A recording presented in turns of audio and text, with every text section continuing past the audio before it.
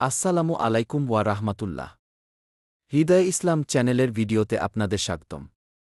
আজকে আমি আপনাদেরকে এমন একটি গল্প শোনাব যার দ্বারা আপনারা জানতে পারবেন যে আল্লাহর উপর ভরসা করলে আল্লাহ কিভাবে তার প্রতিদান দেন।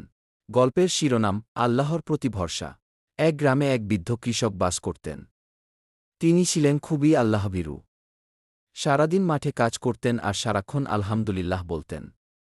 তার প্রতিবেশী ছিল খুব ধনী, কিন্তু ভীষণ কৃপণ এবং অহংকারী। সে সবসময় বৃদ্ধ কৃষককে ব্যঙ্গ করত।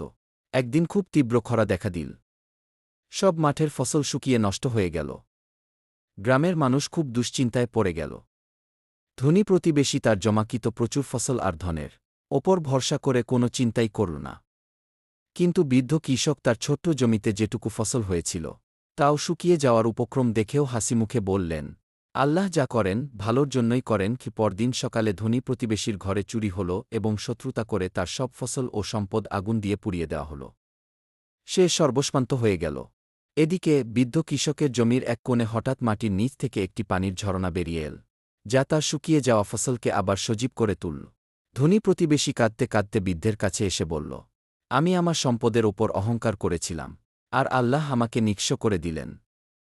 আর আপনি, আপনার তো কিছুই ছিল না, তবু আপনি কিভাবে এমন শান্তিতে আছেন? বৃদ্ধ মৃদু হেসে উত্তর দিলেন, ভাই, আমি সম্পদের ওপর নয়, সম্পদের মালিকের ওপর ভরসা করি। আর যার মালিক মহান আল্লাহ, তার কোনোদিন কোনো ক্ষতি হতে পারে না।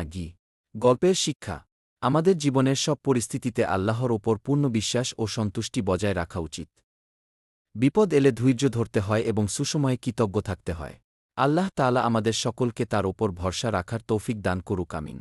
যদি আমাদের গল্পটি ভালো লেগে থাকে তবে হৃদয়ে ইসলাম পেজটি ফলো সাবস্ক্রাইব করে আমাদের সাথেই থাকুন। আল্লাহ আমাদের সবাইকে হেদায়েত দান করুন, আমিন।